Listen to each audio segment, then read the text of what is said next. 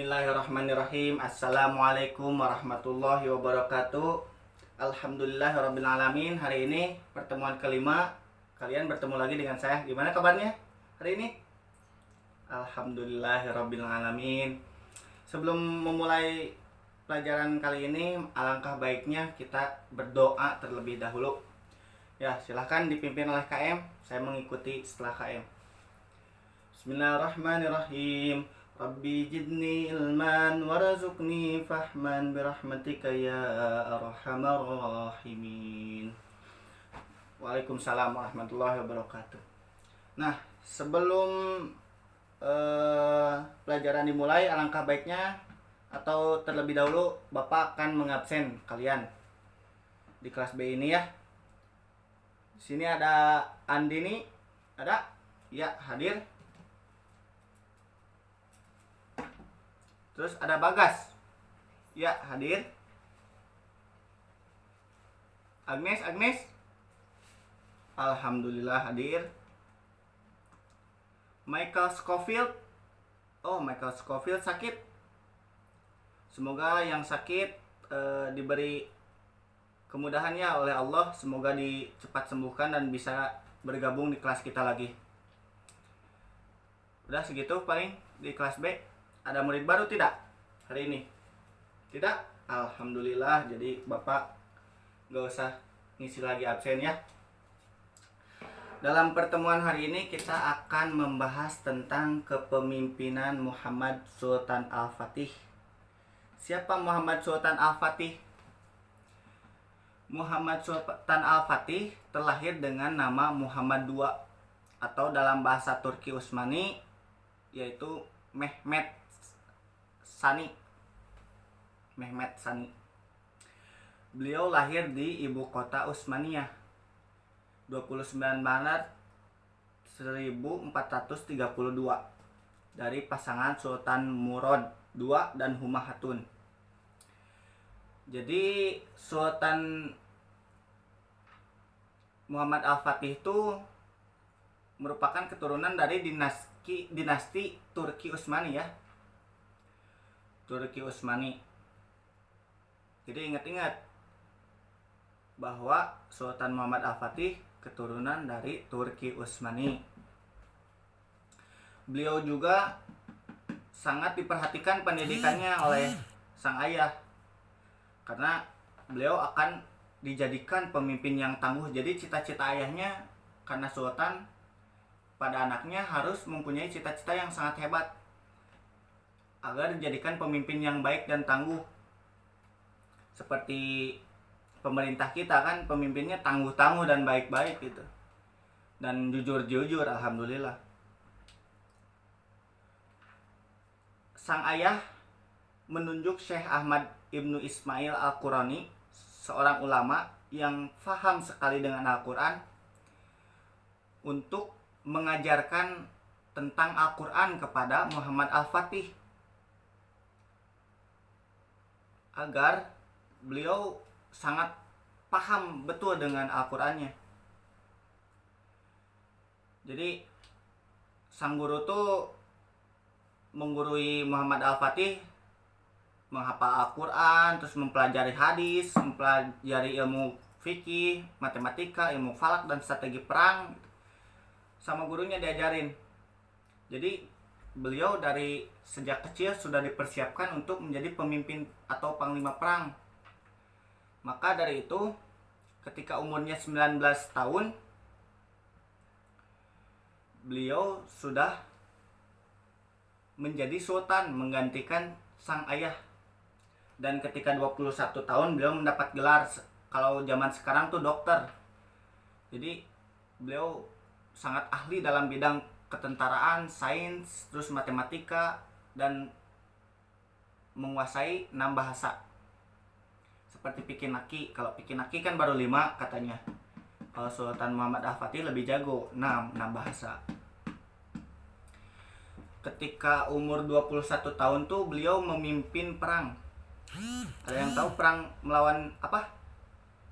Ya, kalau misalkan belum ada yang tahu, beliau memimpin perang melawan Kekaisaran Romawi Timur atau menaklukkan, mengguncang benteng Konstantinopel. Jadi disebutnya teh benteng. Di usia belia, Muhammad Al-Fatih sudah memimpin perang sebegitu besarnya. Kita yang hanya atau bapak lah yang lebih tua dari kalian gitu, yang udah berumur 45 tahun, masih belum jadi apa-apa gitu, belum menjadi panglima, belum pernah menjadi panglima. Tapi Muhammad Al-Fatih di usianya yang 21 tahun sudah menjadi panglima perang terbesar pada waktu itu. Karena konon katanya Romawi pada zaman itu sedang kuat-kuatnya. Jadi tidak ada satupun musuh ataupun pasukan Islam yang dapat menaklukkan benteng tersebut, atau disebut juga benteng Konstantinopel.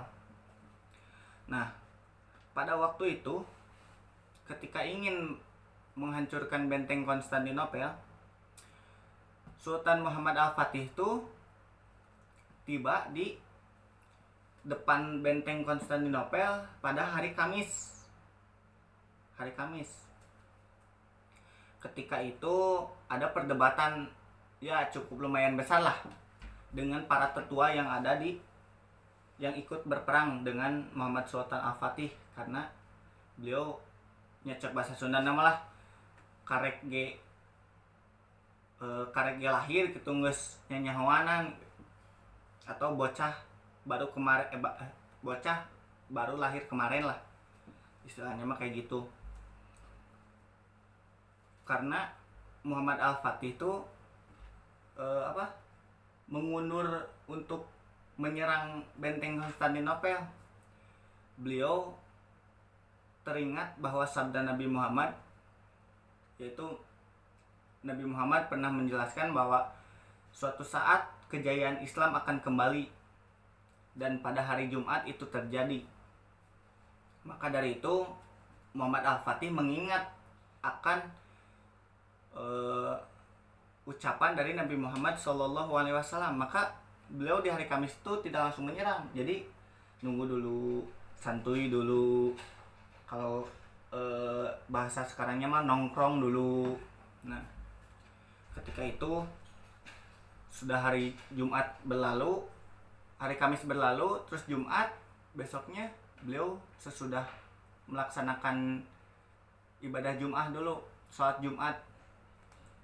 Jadi sebelum menaklukkan Konstantinopel, beliau sholat Jumat dulu dengan pasukannya. Dan di zaman itu sampai hari ini malahan tidak ada sholat Jumat yang sebegitu panjangnya. Beliau dan pasukannya sholat Jumat panjang sekitar 4 km. Jadi 4 km tuh kayaknya sejarak dengan Taman Sari sampai ke Parongpong kayaknya. Jadi Al-Fatih menyiapkan 4 juta tentara untuk mengepung wilayah barat dan laut sesudah Jumatan lahnya, sesudah Jumatan itu. Pengepungan ini terjadi selama 50 hari. Nah, jadi selama 50 hari itu emang benar-benar susah gitu menembus benteng Konstantinopel itu susah. Tapi karena kecerdikan beliau, Muhammad Al-Fatih, ketika ditutup terus beliau mencari lagi jalan lain, jadi mengepung daerah barat dan laut seperti itu. Pasukan Al-Fatih berhasil menyeberangkan 70 kapal laut melewati hutan yang ditumbuhi pohon-pohon besar. Tentu saja setelah sebelumnya selama 1 malam pasukan menebangi pohon yang merintangi perjalanan. Jadi selama kemarin nongkrong tuh pasukannya juga sambil gimana nih siasat untuk masuk ke dalam benteng Konstantinopel itu gimana, kita cari celah. Jadi sembari menebangi pohon agar perjalanannya lancar gitu. Dan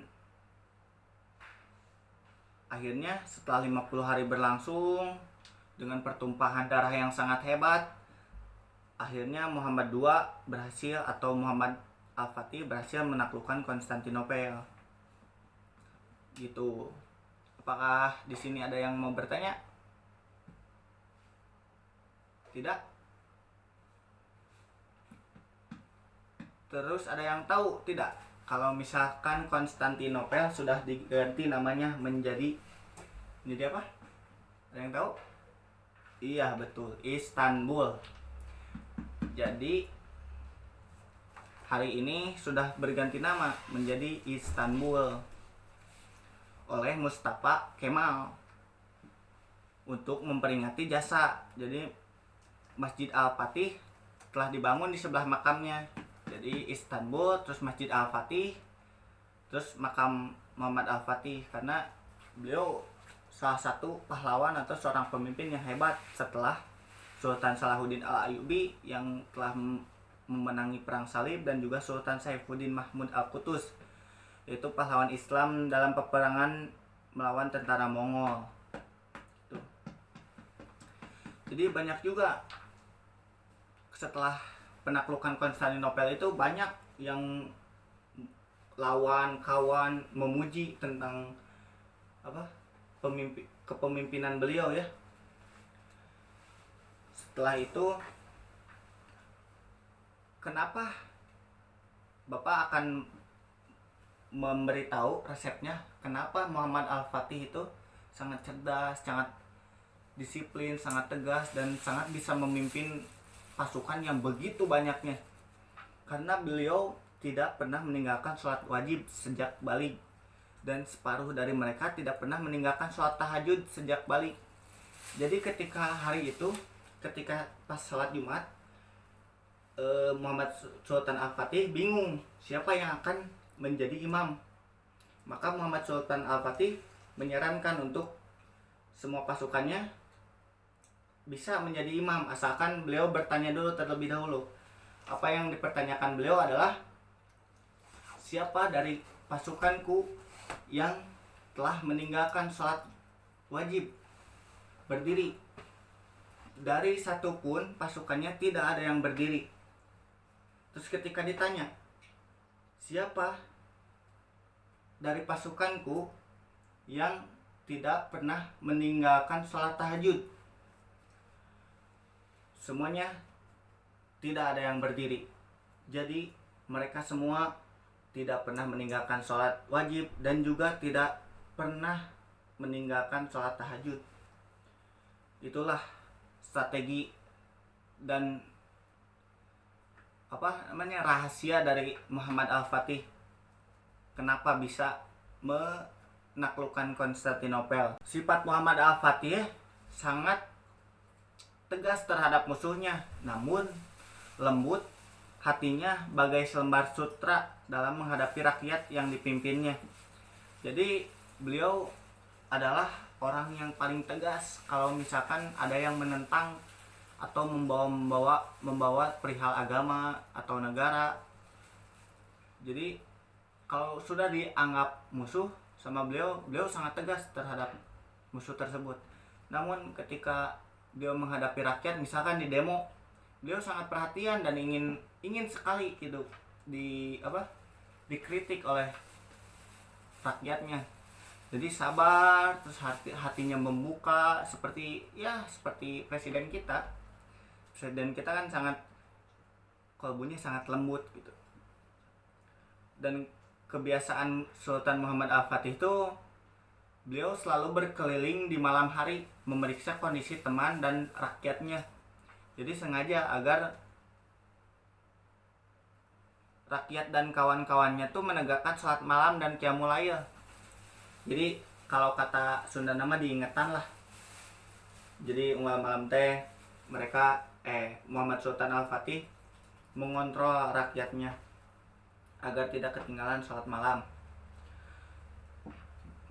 Dan itu sholat malam dan qiyamul lail dijadikan senjata utama oleh Muhammad Al-Fatih dalam mengarungi kehidupan di dunia yang fana ini. Lalu peradaban yang dibangun oleh Muhammad Sultan Al-Fatih dari sejak tahun 1451 sampai 1484, beliau telah membangun lebih dari 300 masjid dan 57 sekolah serta 59 tempat pemandian di berbagai wilayah Utsmani. Salah satu peninggalan yang terkenal atau terhebatnya adalah Masjid Sultan Muhammad II dan Jami Abu Ayyub Al-Ansori, yaitu sebuah masjid yang sangat besar. Beliau wafat pada Rabiul Awal tahun 1481 Masehi. Sultan Muhammad Al-Fatih menderita sakit, namun dia nekat meninggalkan Istanbul untuk berjihad. Dalam perjalanan kondisinya semakin memburuk, tenaga kesehatan dan obat sudah tidak lagi menyembuhkannya. Sang penakluk atau Muhammad Al-Fatih tewas atau wafat pada usia 50 tahun di tengah pasukannya pada 3 Mei 1481 Masehi atau 4 Rabiul Awal tahun 86 Hijriah. Dan sebelum Muhammad Al-Fatih wafat, beliau mewasiatkan kepada keluarganya, khususnya Sultan Bayazid, agar dekat dengan para ulama, berbuat adil, tidak tertipu dengan harta, dan menjaga agama untuk pribadi masyarakat serta kerajaan. Beliau sangat-sangat takut sekali akan amanah yang ditimbanya sebagai pemimpin. Beliau serasa terbebani ketika menjadi pemimpin, namun beliau sangat-sangat mengontrol rakyatnya agar tidak disalahgunakan kepemimpinannya. Jadi kan kalau misalkan kita jadi pemimpin, terus kita yang harus bertanggung jawab akan semua yang dipimpin oleh kita. Maka dari itu Sultan Muhammad Al-Fatih sangat